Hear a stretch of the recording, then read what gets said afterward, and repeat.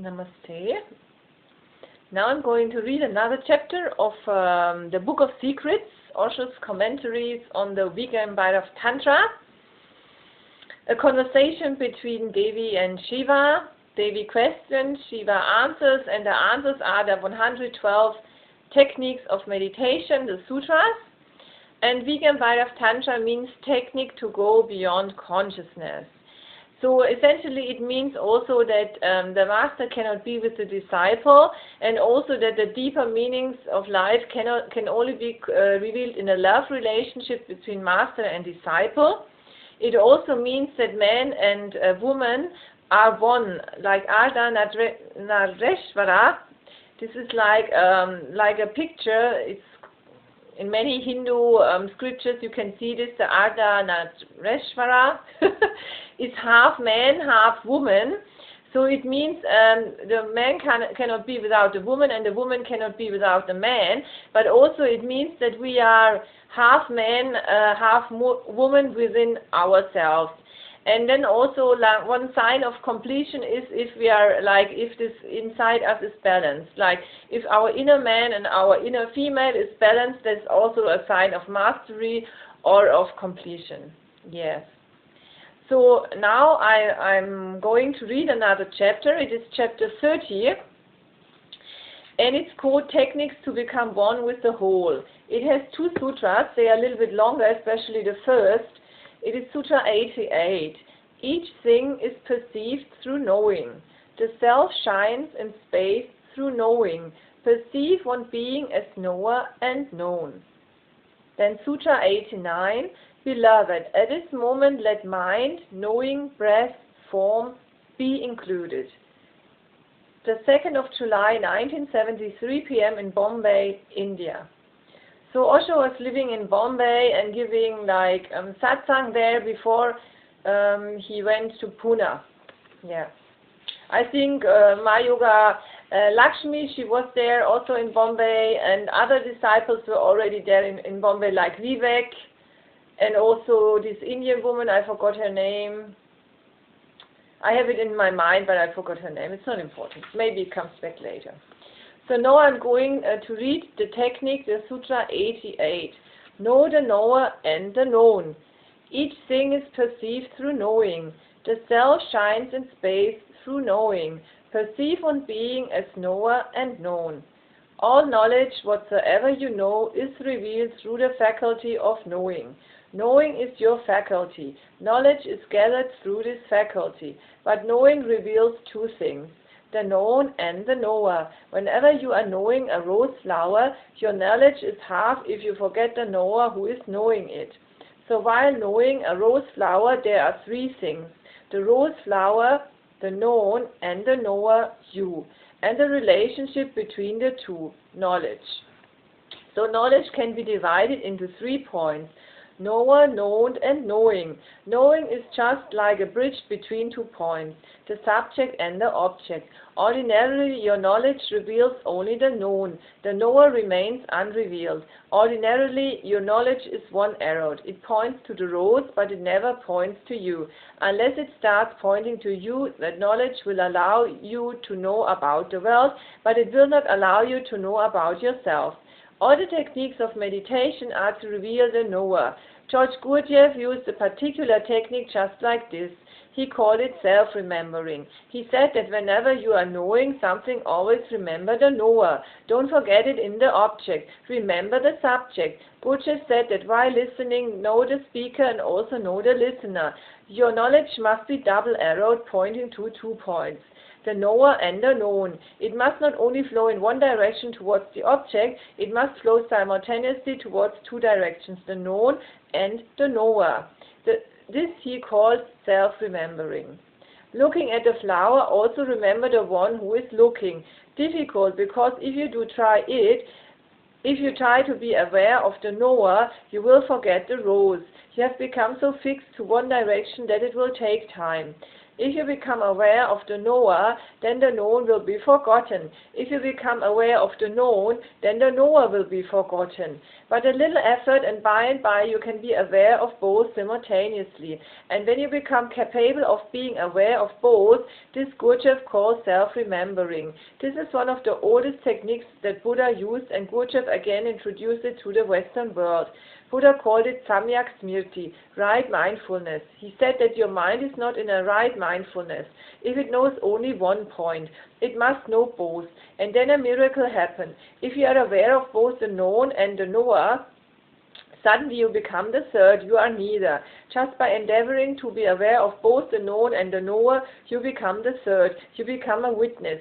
This third point cannot be transcended, and that which cannot be transcended is the ultimate. You cannot go beyond it, because now whatsoever you do will be witnessing. So witnessing is the ultimate substratum, the basic ground of consciousness.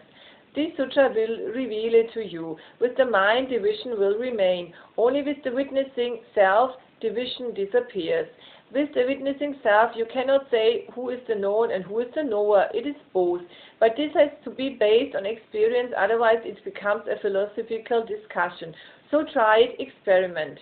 You are sitting near a rose flower, look at it. The first thing to do is be totally attentive, give total attention to the rose, so that the whole world disappears and only the rose remains there. Your consciousness is totally attentive to the being of the rose. If the attention is total, then the world disappears, because the more the attention is concentrated on the rose, the more everything else falls away. The world disappears, only the rose remains. The rose becomes the world. This is the first step, to concentrate on the rose. If you cannot concentrate on the rose, it will be difficult to move to the knower, because then your mind is always diverted. So concentration becomes the first step towards meditation.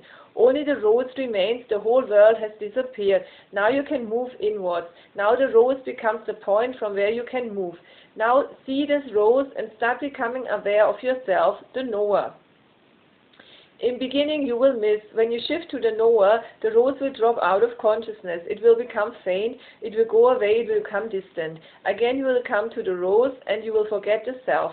This hide and seek play will go on, but if you persist, sooner or later a moment will come when suddenly you will be in between. The knower, the mind and the rose will be there, and you will be just in the middle looking at both. That middle point, that balancing point, is the midness. Once you know that, you have become both. Then the rose, the known and the knower, the mind, are just two wings of you. Then the object and the subject are just two wings. You are the center of both. They are extensions of you. Then the world and the divine are both extensions of you. You have come to the very center of being, and this center is just a witness. Perceive one being as knower and known. Start by concentrating on something. When the concentration has come to be total, then try to move inwards, because become mindful of yourself and then try to balance. In the beginning you will get lost again, and again you will shift. If you move to the origin, you will forget the river and the object, the sea towards which it is flowing. It will change. If you come to the object, you will forget the origin. It is natural, because the mind has become fixed to either the object or to the subject. Try this. In any way you become neutral, indifferent, suddenly mind has no function. If you are for, you can think. If you are against, you can think. If you are neither for nor against, what is left to think? Buddha says that indifference is the basic of the middle path. Upeksha, indifference. Be indifferent to the extremes.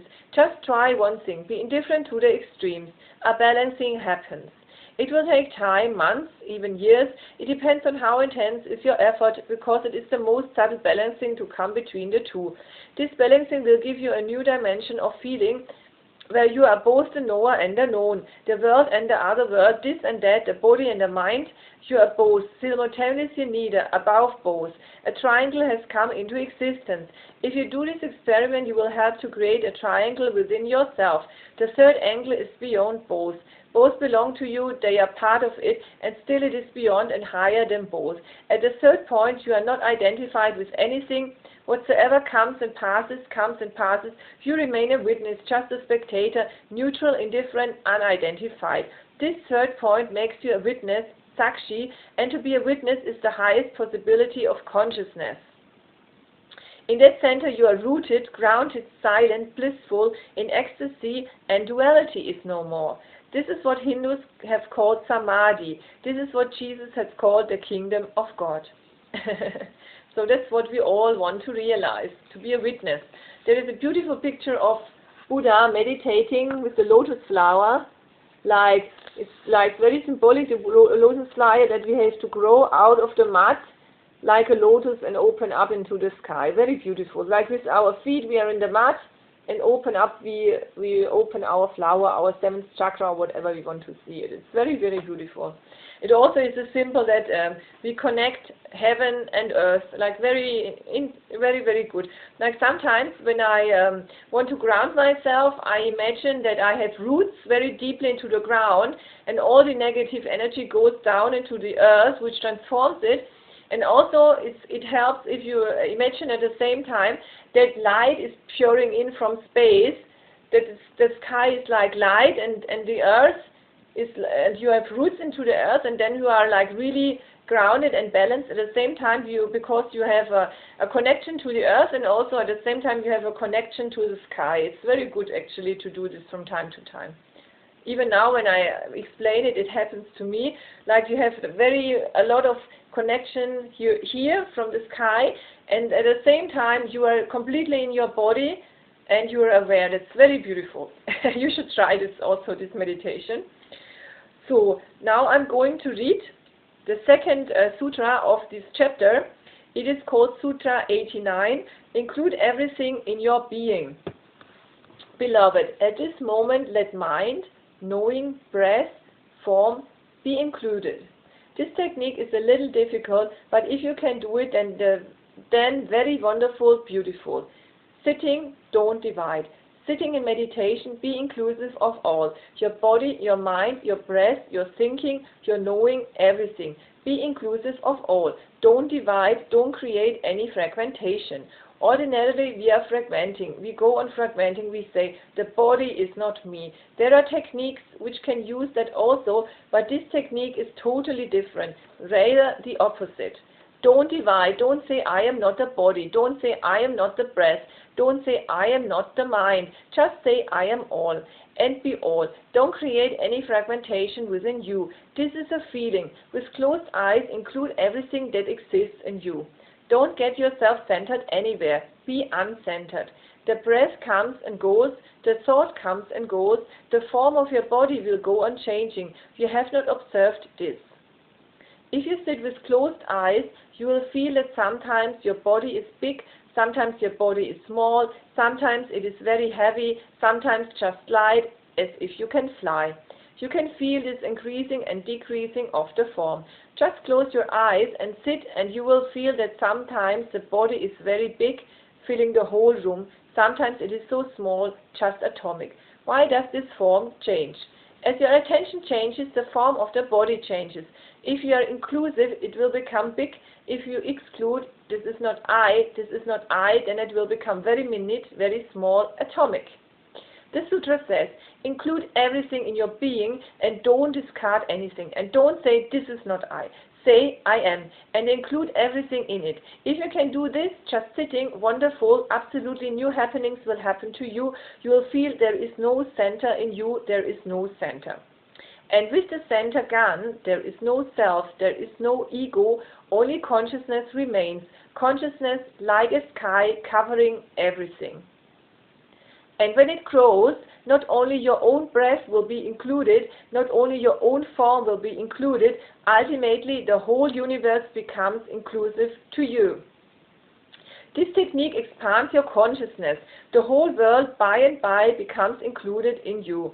You become great, infinitely great, and with greatness, with expansion, all your individual miseries fall. But through LSD or marijuana or other drugs, this is only a false feeling.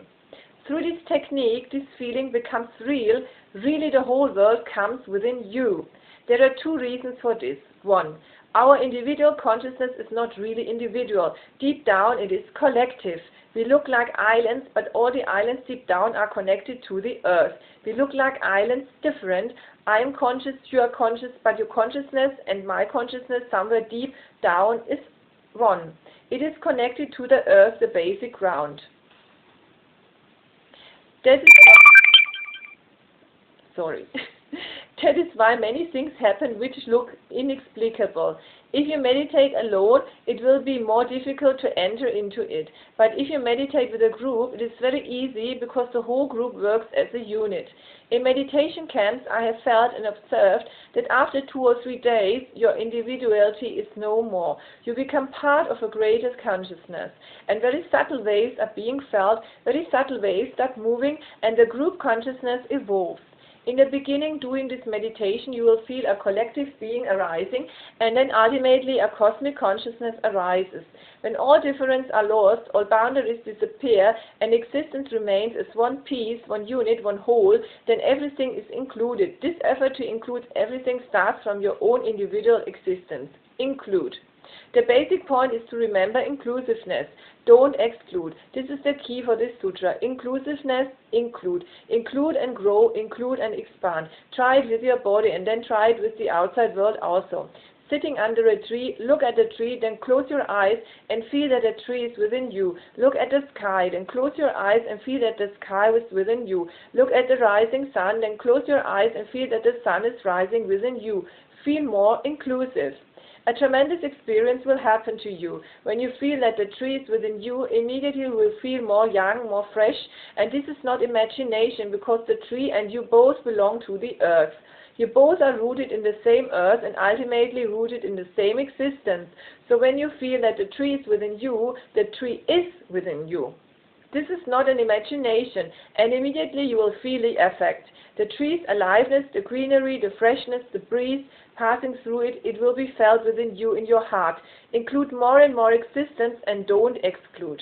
In many ways, many world teachers have been teaching this. Jesus says, love your enemies as yourself. This is an experiment in inclusiveness. Freud used to say, why should I love my enemy as myself? He is my enemy, so why should I love him as myself? And how can I love? His question seems relevant, but he is not aware of why Jesus says to love your enemy as yourself. It is not for any social politics, not for any change in society, not to create a better society, but to give you an expanded feeling of being and consciousness. If you can include the enemy within yourself, he cannot harm you. That doesn't mean that he cannot kill you. He can kill you, but he cannot harm you. The harm comes when you exclude him. The moment you exclude him, you become the ego, separate, alone, cut off from existence. If you include the enemy within you, then everything is included. When the enemy can be included, then why not the tree and why not the sky?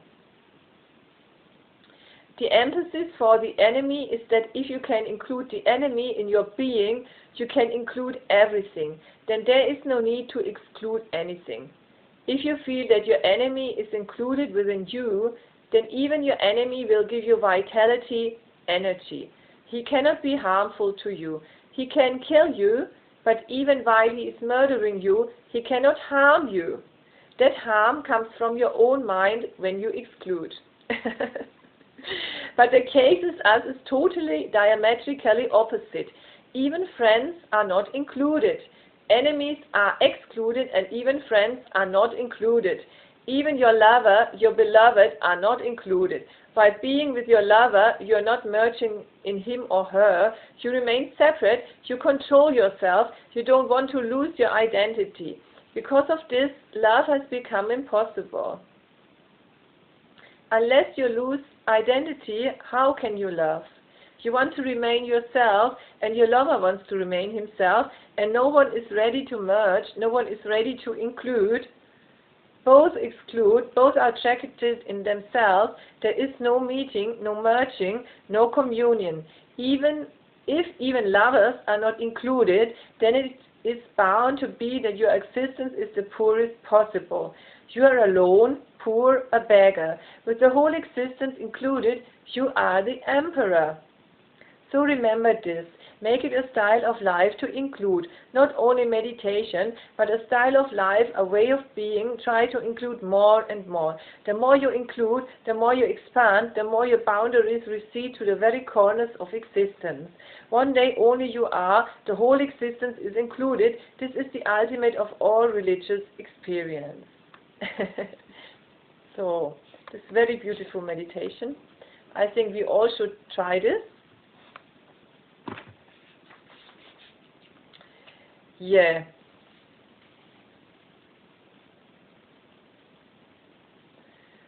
So that's all about chapter 30.